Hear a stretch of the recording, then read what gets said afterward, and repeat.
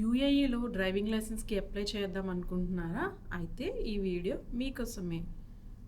File open చేసిన దగ్గర నుంచి లాస్ట్ ఫైనల్ టెస్ట్ వరకు అన్నీ ఈరోజు ఈ వీడియోలో డీటెయిల్డ్గా ఎక్స్ప్లెయిన్ చేస్తాను. నేను ఆల్రెడీ నా డ్రైవింగ్ లైసెన్స్ జర్నీ అని షార్ట్ వీడియోస్ చాలా చేశాను, కానీ ఈరోజు ఫుల్ డీటెయిల్డ్గా చెప్దామని ఈ ఫుల్ వీడియో చేస్తున్నాను.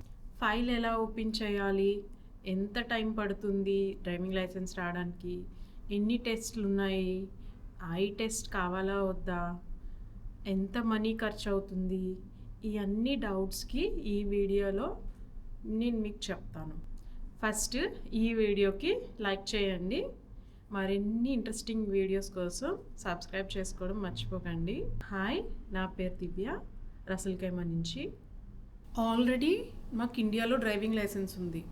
అయితే ఇక్కడ మేము ఎలిజిబుల్లా యూఏఈలో డ్రైవింగ్ లైసెన్స్ తీసుకోవడానికి? అవును, ఎలిజిబుల్లే. కానీ అబుదాబి అండ్ సమ్ అదర్ ఎమిరేట్స్లో మాత్రమే మనకి ఛాన్స్ ఉంటుందన్నమాట. వన్ టైం ఛాన్స్ మనకి ఇస్తారు.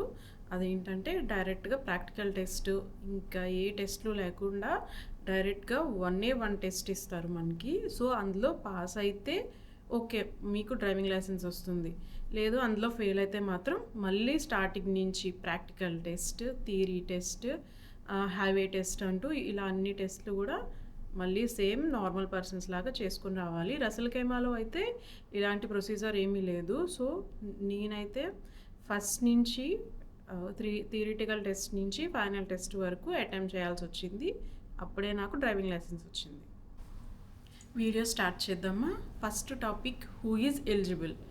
ఈ టాపిక్లో ఎవరు ఎలిజిబుల్ ఉన్నారు, ఏజ్ లిమిట్ ఎంత, తర్వాత మనం ఎలా అప్లై చేసుకోవాలి, ఏ డాక్యుమెంట్స్ యూజ్ అవుతాయి, ఇవన్నీ కూడా ఈ టాపిక్లో చూద్దాం. First eligibility, age limit.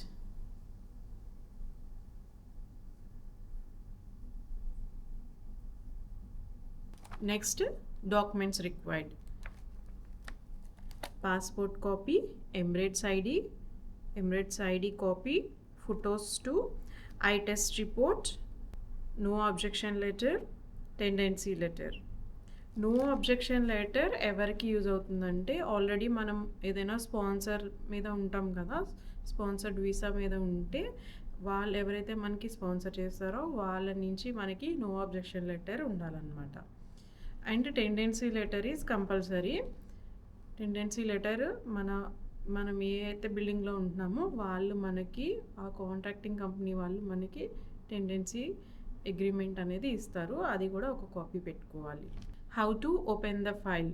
మనం ఫైల్ ఎలా ఓపెన్ చేయాలంటే, ఎంఓఐ యాప్లో యూస్ చేసి మనము ఫైల్ ఓపెన్ చేయొచ్చు, లేదా టైపింగ్ సెంటర్స్ ఉంటాయి, టైపింగ్ సెంటర్లో కూడా మనం ఫైల్ ఓపెన్ చేయొచ్చు. అండ్ బెల్హాసా డ్రైవింగ్ సెంటర్ ఉంది కదా, అక్కడికి వెళ్ళినా కూడా మనకి న్యూ ఫైల్ ఓపెన్ చేస్తారు. ఈ డాక్యుమెంట్స్ అన్నీ సబ్మిట్ చేసి మనం 300 దిరమ్స్ పే చేస్తే మనకి ఫైల్ ఓపెన్ అవుతుంది.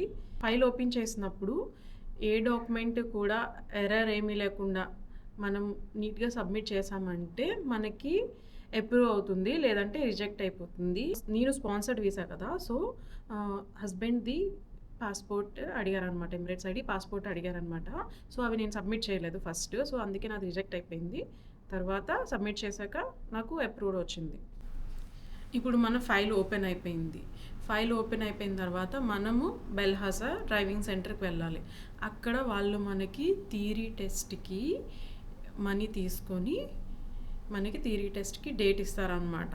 ఫస్ట్ డేట్ ఇవ్వరు, ఫస్ట్ సేఫ్టీ క్లాస్ అని ఒక క్లాస్కి మనకి స్లాట్ ఇస్తారనమాట. ఆ డేట్లో, పర్టికులర్ డేట్లో వెళ్ళి మనము సేఫ్టీ క్లాస్ అటెండ్ అవ్వాలన్నమాట.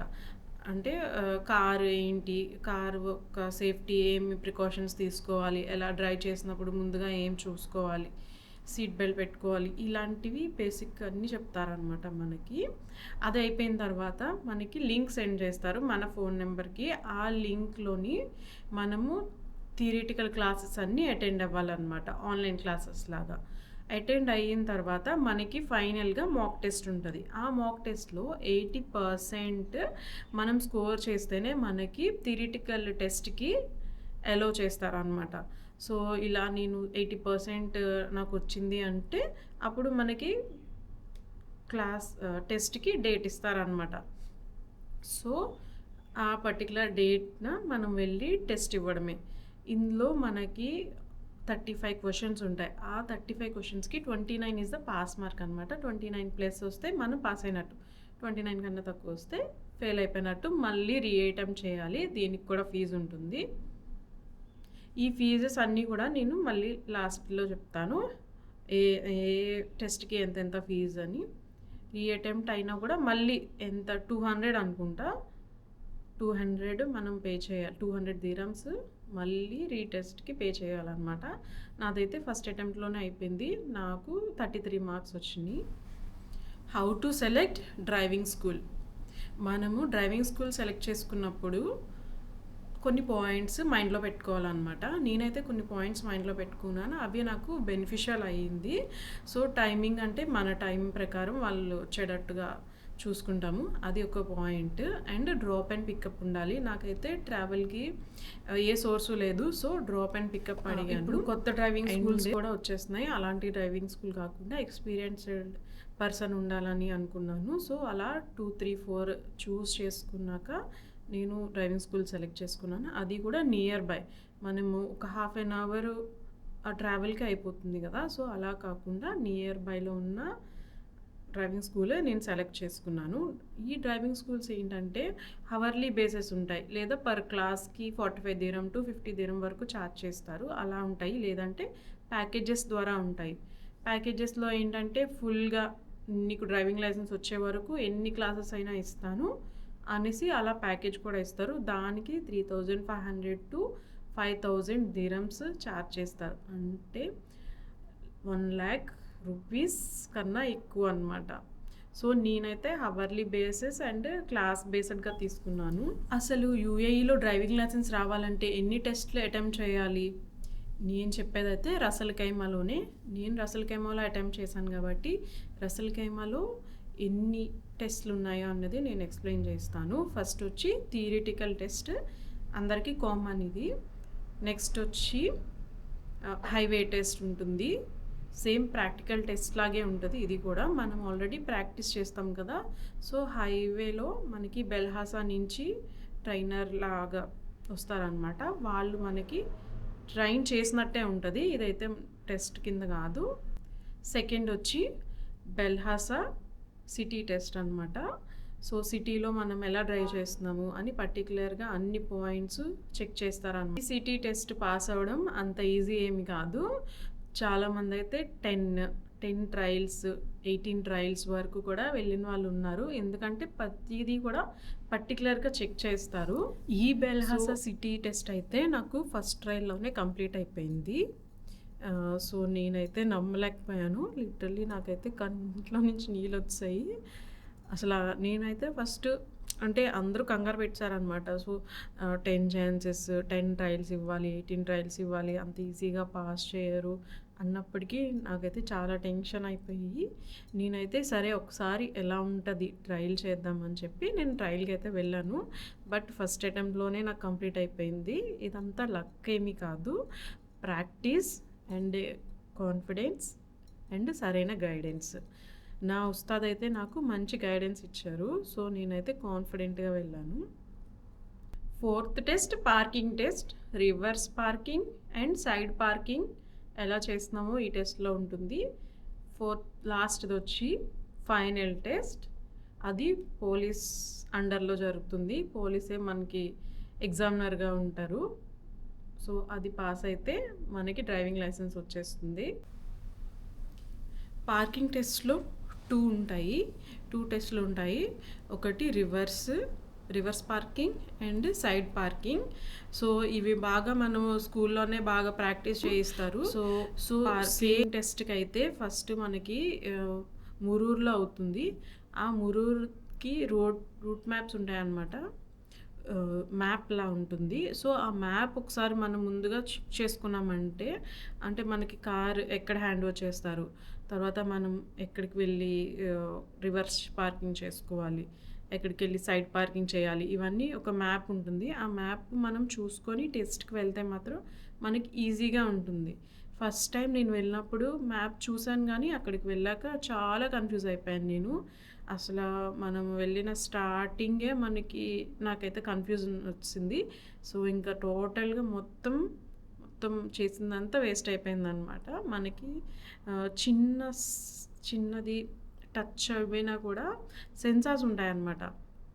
సెన్సార్స్ ఏం చేస్తాయంటే కొంచెం లైన్కి ఇంకా కొంచెం దగ్గరికి వెళ్ళగానే సెన్సార్ సౌండ్ చేసేస్తుంది అనమాట. సో మనం అక్కడే ఫెయిల్ అయిపోతామని ఈజీగా మనకి అర్థమైపోతుంది. ఒక డౌట్ రావచ్చు, ఒక టెస్ట్ పాస్ అయ్యి ఇంకొక టెస్ట్ ఫెయిల్ అయిపోతే సేమ్ ఫీజు పే చేయాలంటే సేమ్ ఫీజే పే చేయాలి. ఒక టెస్ట్ అయినా సరే సేమ్ ఫీజే, 2 టెస్ట్లు అయినా సరే సేమ్ ఫీజే. నేనైతే మళ్ళీ సెకండ్ టైము ట్రయల్ ఇవ్వాల్సి వచ్చింది. అది కూడా 1 మంత్ తర్వాత నాకు డేట్ వచ్చింది, స్లాట్ బుక్ అయిందనమాట. సో 1 మంత్ మళ్ళీ ప్రాక్టీస్ తీసుకొని మళ్ళీ నేను సెకండ్ టైం అటెంప్ట్ చేశాను, పాస్ అయ్యాను.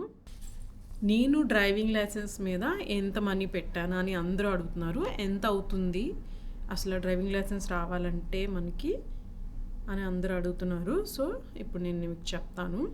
ఫస్ట్ అయితే ఫైల్ ఓపెన్ చేయడానికే మనకి 300 dirhams, ఐ టెస్ట్కి 100 dirham అవుతుంది. బెల్హాసా సిటీ టెస్ట్కి 260, డ్రైవింగ్ స్కూల్కి నాకు 3500 అయ్యింది. ఇది డిపెండ్, అందరికీ 3500 అవుతుందని లేదు. కొందరికి ఎర్లీగా ప్రాక్టీస్ అయిపోయి క్లాసెస్ అన్నీ వచ్చేస్తాయి. సో వాళ్ళైతే ఈజీగా టెస్ట్ ఇవ్వచ్చు. కొందరికి 1500లో కూడా అయిపోతుంది. నాకైతే 3500 అయింది, ఎక్కువ ప్రాక్టీస్ తీసుకున్నాను. పార్కింగ్ టెస్ట్ 2 అటెంప్ట్స్ అయ్యాయి నాకు. సో అందుకని 2 times 203 dirham పే చేశాను. 2 times నేను ట్రయల్ ఇచ్చాను. సో 1 time వచ్చి 300 ఎక్స్ట్రా పే చేశాను. ఎందుకంటే ఫార్వర్డ్ పెట్టుకున్నాను అనమాట. డేట్ ఫార్వర్డ్ కావాలంటే మనకి 300 ఎక్స్ట్రా ఛార్జ్ చేస్తారు. అంటే ఈరోజు నేను ఫెయిల్ అయిపోయాను. సో ఆల్రెడీ ప్రాక్టీస్లో ఉన్నాను కాబట్టి ఎందుకు మనం టైం వేస్ట్ చేసుకోవడం అని చెప్పి నేను ఒక 300 dirham ఎక్స్ట్రా పే చేసి నెక్స్ట్ డేకే నేను స్లాట్ బుక్ చేసుకున్నాను. ఫార్వర్డ్ చేసుకోవాలనుకుంటే 300 పే చేసుకోవచ్చు. మనకి స్లాట్ మళ్ళీ రావాలంటే 1 month టైం పడుతుంది అనమాట. సో 1 month టైం వేస్ట్ చేయడం ఎందుకు అని చెప్పి నేను ముందుకి ఫార్వర్డ్ చేసుకున్నాను. సో ఫైనల్గా కార్డ్కి మాత్రం అగైన్ 260 పే చేశాను. మనకి 7 daysలోనే కార్డ్ వచ్చేసింది. లాస్ట్ టెస్ట్ వచ్చి ఫైనల్ టెస్ట్. సో ఇది పోలీస్ దగ్గర అవుతుంది. పోలీసే మనకి ఎగ్జామినర్గా వచ్చి మనం ఎలా డ్రైవ్ చేస్తున్నాము, సిగ్నల్స్ అన్నీ ఫాలో అవుతున్నామా లేదా అన్నీ చెక్ చేస్తారనమాట. సో ఇది కూడా పాస్ అవ్వడం అయితే అంత ఈజీ కాదు. సో వన్స్ ఇది కానీ 3 chances ఉంటాయన్నమాట. 3 times లైన్గా మనం ఫెయిల్ అయిపోతే కానీ మళ్ళీ మనము 3rd stepకి రావాలి, అంటే బెల్హాసా డ్రైవింగ్ టెస్ట్కే రావాలన్నమాట. సో మళ్ళీ అక్కడ చేసుకొని, అంటే నాకు ఎలా తెలిసిందంటే నేను డ్రైవింగ్ స్కూల్లో చేస్తున్నప్పుడు అలానే సో కన్ఫ్యూజ్ అయ్యి ఫెయిల్ అయిపోయిన వాళ్ళు ఉన్నారనమాట. సో వాళ్ళు మళ్ళీ బెల్హాసాకి వెళ్ళి మళ్ళీ అక్కడ ట్రై చేసుకొని మళ్ళీ పార్కింగ్ చేసుకొని మళ్ళీ ఫైనల్ టెస్ట్కి వచ్చి ఇలా ఉంటుందన్నమాట. సో అందుకే మనకి ఫస్ట్ 3 chances కంప్లీట్ చేసుకోవడానికి చూసుకోవాలి. సో ఇందులో పర్టికులర్గా చూసుకోవాల్సిన పాయింట్స్ ఏంటంటే మనం అన్నీ కూడా మిర్రర్స్, సీట్ బెల్ట్స్, తర్వాత అన్నీ చెక్ చేసుకుంటున్నామా లేదా, సిగ్నల్స్ అన్నీ కరెక్ట్గా ఇస్తున్నామా లేదా, వెహికల్స్ వస్తున్నప్పుడు స్టాప్ చేస్తున్నామా లేదా, రెడ్ సిగ్నల్ చూసుకుంటున్నామా లేదా అని చెప్పి ఈ మురూర్ పోలీస్ స్టేషన్ దగ్గరలోనే ఈ ట్రయల్ అనేది మనకి జరుగుతుందన్నమాట. స్మార్ట్ విలేజ్ ఉంది కదా, సో అక్కడే జరుగుతుంది మనకి పార్కింగ్ టెస్ట్ అండ్ ఈ ఫైనల్ టెస్ట్ కూడా. జస్ట్ మనకి ఒక 5 minutes ఉంటుంది. ఆ 5 minutesలోనే మనము ఎలా డ్రైవ్ చేస్తున్నాం అన్నది వాళ్ళకి అర్థమైపోతుంది. ఒక్క సింపుల్ స్మాల్ మిస్టేక్ కూడా వదలరు అసలు. నేనైతే ఫస్ట్ టైం ట్రైల్ ఇచ్చినప్పుడైతే చాలా బాగా చేశాను. అయిపోతది అనుకున్నాను. కానీ ఫెయిల్ చేసేశారు. సెకండ్ టైం ఇంకా మంచిగా ప్రాక్టీస్ చేసి సెకండ్ ట్రైల్ ఇచ్చాను. అప్పుడు పాస్ అయ్యాననమాట. వీళ్ళు మన ఇండియాలో లాగా అసలు చిన్న ఎక్స్‌క్యూజ్ కూడా ఇవ్వరు. చాలా స్ట్రిక్ట్‌గా చూస్తారు. వెరీ పర్టిక్యులర్‌గా చూస్తారు. ఏ సిగ్నల్ మిస్ చేసినా కూడా లేదా ఎవరైనా వెహికల్‌కి వే ఇస్తున్నారా లేదా, ఆహ్, స్ స్కూల్ స్కూల్ ఏరియాస్‌లో ఎలా ఉంటున్నారు. సో, ఇవన్నీ చెక్ చేస్తారు. పార్కింగ్ కరెక్ట్‌గా పెడుతున్నారా లేదా? ఈ పార్కింగ్ కూడా ఉంటుంది ఇందులో గూడా. సో, ఫైనల్ టెస్ట్‌లో మళ్ళీ పార్కింగ్ గూడా ఉంటుంది. అవి గూడా మనము చెక్ చేసుకొని ప్రాక్టీస్ చేసుకోవాలి. ఫైనల్లీ నాకైతే డ్రైవింగ్ లైసెన్స్ వచ్చింది. యూఏఈలో డ్రైవింగ్ లైసెన్స్ కార్డ్ ఇది. 6 మంత్స్ కంటిన్యూస్‌గా ప్రాక్టీస్ టెస్ట్ ఇస్తే గానీ ఈ కార్డ్ అయితే నా హ్యాండ్‌లోకి రాలేదు. కొందరికి 1 ఇయర్ కూడా పట్టింది. నేనైతే కంటిన్యూస్‌గా ప్రాక్టీస్ టెస్ట్ అలా కంటిన్యూస్‌గా చేయడం వల్లే 6 మంత్స్ అయ్యింది. కొంతమందికైతే ఇంకా ఎక్కువ టైం పడుతుంది. ఈ కార్డ్ కోసం మనం ఒకసారి డీటెయిల్‌గా చూద్దాము. కార్డ్ మీద ఇలాగా license number, name, nationality, date of birth, issue date, expiry date, place of issue. నాకైతే 2 ఇయర్సే ఇచ్చారు ఎక్స్పైరీ డేట్. బ్యాక్ సైడ్ అయితే మనకి ఇలాగ పర్మిటెడ్ వెహికల్స్ కోసం రాశారు. నాకైతే లైట్ వెహికల్, గేర్ ఉంటే గేర్, తర్వాత టీచర్స్ అయితే టీచర్స్ ఒక దగ్గర, స్కూటర్ అయితే ఒక దగ్గర, బైక్స్ అయితే ఒక దగ్గర, అలా డిఫరెంట్ టైప్ కలర్స్ ఉన్నాయి కదా, ఒక్కొక్క కలర్లో ఒక్కొక్కటి ఉంటుంది. అలాగే ఇక్కడ స్పెటికల్ సింబల్ పెట్టారు. నాకు స్పెట్స్ ఉన్నాయి, అందుకే ఇలాగా స్పెట్స్ సింబల్ పెట్టారు. ఎలా ఉంది వీడియో? ఈ వీడియోతో మీకు ఉన్న డౌట్స్ అన్నీ క్లియర్ అయ్యాయి అనుకుంటున్నాను. ఇంకా ఏమైనా డౌట్స్ ఉంటే కమెంట్ చేయండి, నేను తప్పకుండా రిప్లై ఇస్తాను. నేను చెప్పిన ఛార్జెస్ కానీ ఫీజ్ కానీ వేరీ అవుతూ ఉంటాయి. ఎందుకంటే నేను 2025 నుంచి 2026 వరకు ఉన్న ఛార్జెస్ నేను చెప్పాను. నెక్స్ట్ ఇయర్కి మళ్ళీ చేంజ్ అవ్వచ్చు. మీ ఫ్రెండ్స్ ఎవరైనా లైసెన్స్ తీసుకోవాలనుకుంటే వాళ్ళకి షేర్ చేయండి. Thank you for watching my video. Please subscribe to my channel. Bye bye friends.